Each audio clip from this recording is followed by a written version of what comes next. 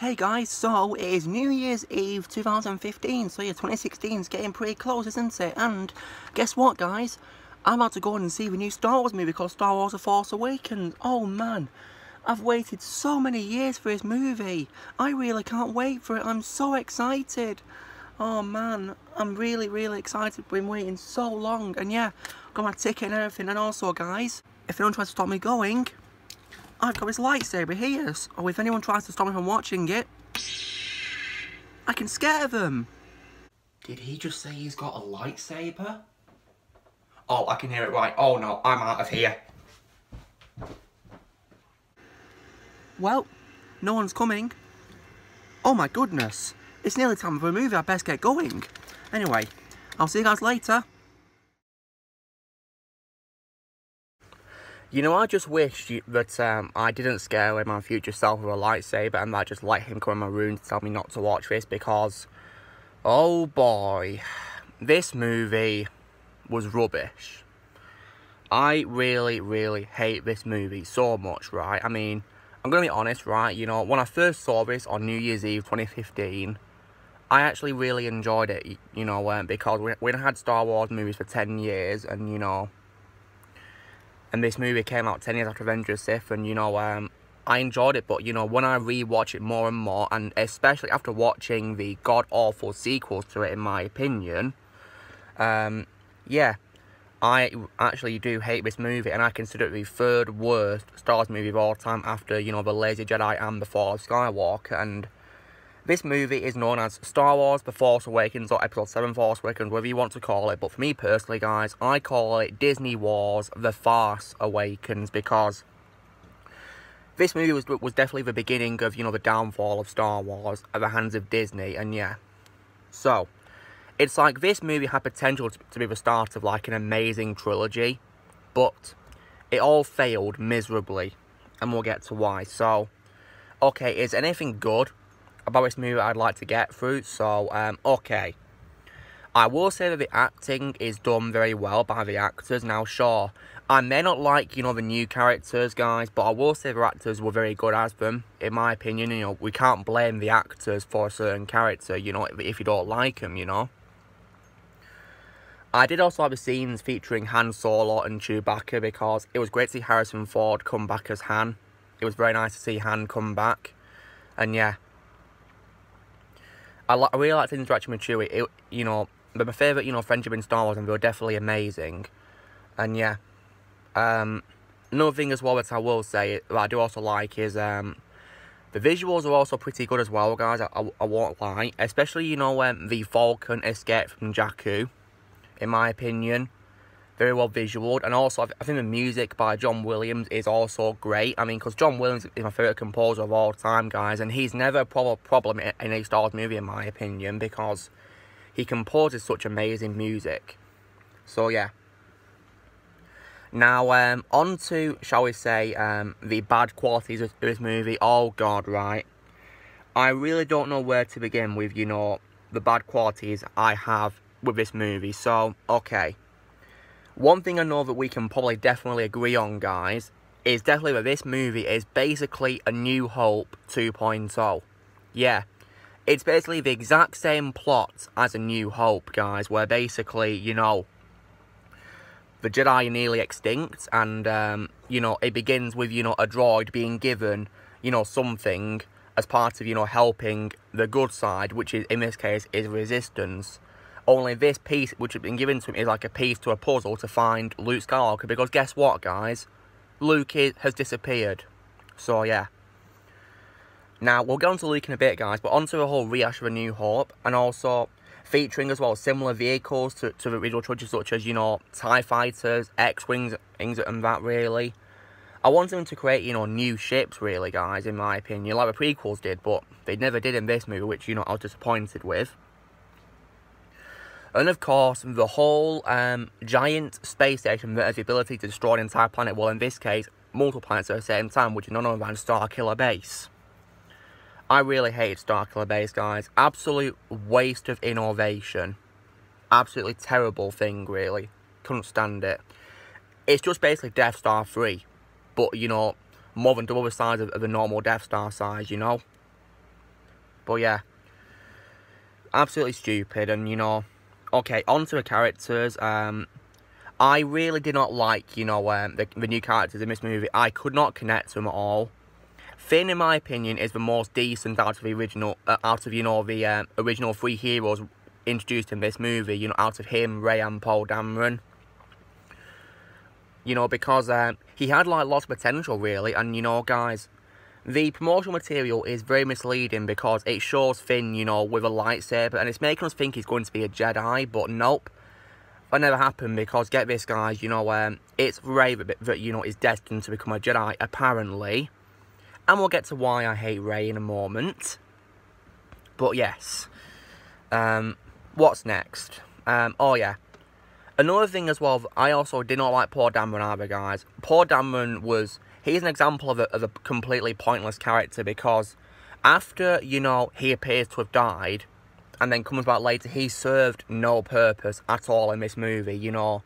That's why I think, you know, he should have just, you know, stayed dead, because, you know, he served his purpose of, you know, getting, you know, the piece of the puzzle to find Luke away from First Order in BB-8, you know. But, yeah. I think Oscar Isaac is a great actor, guys, and I think he's miles better, in my opinion, as Apocalypse in X-Men Apocalypse, and also with Miguel O'Hara's Spider-Man in the Spider-Verse post-credit scene. And there's probably other roles he's played too that are amazing as well, yeah. But as Poe Dameron, I did not like Poe. And on to Rey. Oh, God. Rey. An example of a terrible character, guys, who I can't stand. So, yeah. I won't lie, guys. I only like Rey in the first half of the movie where she's just a scavenger on Jakku. Because I thought it was an interesting way to introduce us to her. But, you know, it's like, in the second half of the movie, guys, that's when it all went downhill for my respect for Rey and liking her as a character. Because, get this, guys, somehow, despite having zero training in the Force, she's able to use it. So, yeah. What the heck? And, like, you know, for example, she's able to read Kylo Ren's mind with no training. She's able to mind control a stormtrooper played by Daniel Craig with no training. She's able to use the Force to pick up a lightsaber with no training. Mary Sue. Honestly, I couldn't stand her. Like, where did that all come from? She had no training, and don't say it's because she's a Palpatine, because that's the stupidest, dumbest excuse I've ever heard. So, yeah. So, yeah, I'm sick of Rey. I mean, I respect Daisy Ridley as an actress, guys. I like her as an actress, you know. And, you know, I think, I do also appreciate her for being a hero and revealing, you know, to Josh Gad that, you know, Disney had no plan. So, yeah, what a hero she is for calling out Disney for having no plan. And now, one other bad quality I will say is definitely, you know, Kylo Ren. I will say, guys, that I did only like Kylo in the first half of the film, where he's a menacing figure wearing a helmet, even though I would agree with my favourite YouTube, Empire Productions, they looks like a Mighty Duck helmet, because, yeah, pretty much does, yeah. I would, of course, agree with Snoke that, you know, it's ridiculous, because it is ridiculous, yeah.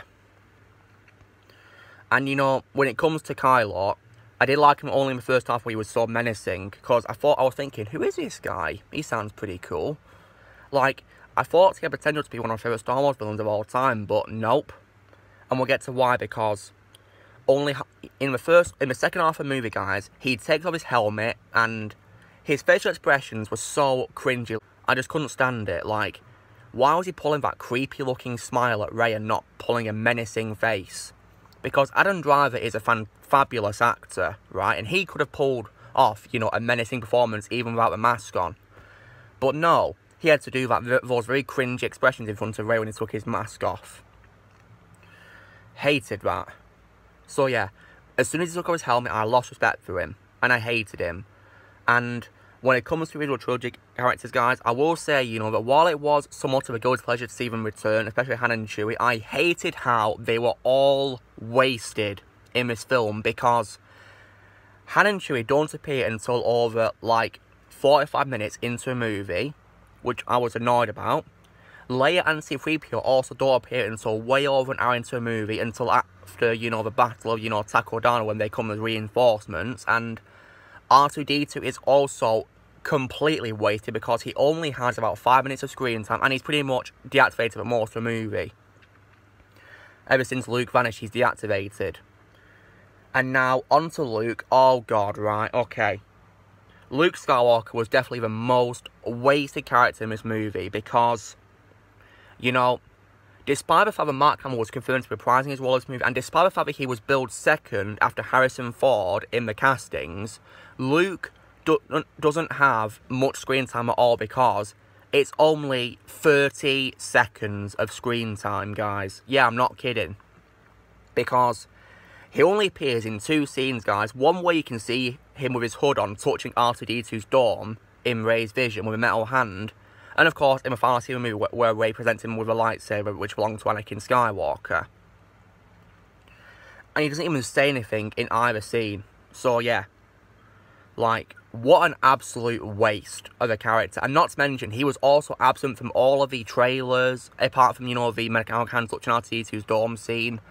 And we didn't see his face. Wasn't in the posters either. So yeah, what an absolute waste of Luke. And I feel so sorry for Mark Hamill, really. Because apparently I do believe he filmed more scenes but they all got cut. So yeah, what a joke. And now, another thing as well, guys, is, you know, Snoke. Because Snoke was a pretty interesting character, guys. Andy Serkis was fantastic as him with motion capture. But Snoke was also a bit wasted because he didn't have much screen time either, which I didn't like. And of course, you know, I especially hated what happened, you know, in the next film, which we'll be covering in a couple of weeks' time on the next Trash Talk episode. Episode 3, yeah. But yeah. And when it comes to General Hux, Hux was, you know, a pretty... At first, you know, I didn't mind him, but I feel like he was like a complete rehash of Tarkin from A New Hope. Really, I didn't like that at all. I wanted something new from him, but yeah. I like Donald Gleeson way more as Bill Weasley in the Harry Potter films, the last 2 of them. So yeah. And of course, Hux also got far more worse in the next one because he became comic relief, but yeah. Another thing as well, guys, is, you know, another thing that happened in the story which I really hated was killing off Han Solo. And guys, I do not care if Harrison Ford wanted Han Solo to die since they filmed Empire Strikes Back, because just because Harrison Ford wants Han Solo to die doesn't mean it's the right thing to do for a character. You know, that's why my sequel trilogy that I wrote, guys, I didn't kill off Han Solo. I retired him after appearing in all 3 films of a trilogy. I retired him. I didn't kill him off. Because I gave him, you know, the peaceful ending he deserves, you know. So yeah, that's why I hated Kylo, killing off one of my favourite Star Wars characters of all time. So yeah, I was angry about that. Couldn't believe it. Like, I remember watching it at cinema, guys, I was actually really upset. I was enjoying the movie until that moment, you know. So yeah. But this film is just ridiculous, guys. I mean, I used to like it when I was younger, when I first saw it in 2015, but now I hate it. I just can't stand it. Especially after watching the other 2 films, I literally don't care about this movie at all. I think it's rubbish. Can't stand it. So yeah. Another thing as well I don't like is Captain Phasma, guys, because she literally serves no purpose in this movie at all, or in the next film which I'll be covering in a few weeks on the next Trash Talk. You know, Gwendolyn Christie, I like her more as Brienne Tarth in Game of Thrones, but in my opinion, you know, Captain Phasma was a rubbish character. I hated her. She was only in the movie for action figure purposes, guys, so yeah. I mean, I do remember getting a figure of Captain Phasma when I was a kid as well, yeah, in anticipation for a movie, but yeah. I think I sold it recently because I didn't like it, you know. But yeah, it was like one of those, you know, little figures, you know, which, you know, if you press a button, it talks. Yeah, it was one of them, yeah. But yeah, I sold it alongside my other sequel trilogy figures, yeah. Because, you know, I just didn't like her. Like, she was only there for action figure purposes, no purpose at all. It's like, if you erased her from the story, it wouldn't affect the story at all, guys. Not at all. But yeah. So, this movie, you know, still is, you know, I mean, in my opinion, it is the most decent out of the sequel trilogy, but that doesn't mean I like it because I hate it, guys. I think it's rubbish. So, yeah. I also as well thought it was stupid how C-3PO had a red arm. I didn't like that. I didn't see it explain, you know, where he got a red arm from. Wait till, like, on Lego Force Awakens, as I call it, to explain via DLC mission called a Phantom Limb, which was stupid. They should have explained it in the movie. And Also, when it comes to Anakin Skywalker's lightsaber, Maz Kanata doesn't explain where she got it from. It fell down the hole in Cloud City. So yeah, how did she get it back? Absolutely ridiculous. Like, they didn't explain at all how it came back at all. Ridiculous. So, absolutely stupid. But yeah. So all in all though, guys, because of these bad qualities, guys, and I've been growing to hate this movie even more and more, I'm going to score this movie out of 10. I'm going to give it a 4 out of 10, just like how I said on my holiday special trash talk I did, you know, a couple of months ago. So yeah, 4 out of 10, yeah. So guys, this is me doing the second episode of my trash talk series, this time for Disney Wars, The Force Awakens, as I call it. So you know, drill guys, be sure to give this video a like. Also be sure to leave comments what you guys thought of this trash talk of The Force Awakens, and tell me your thoughts on the movie if you've seen it, to see what your thoughts are on it.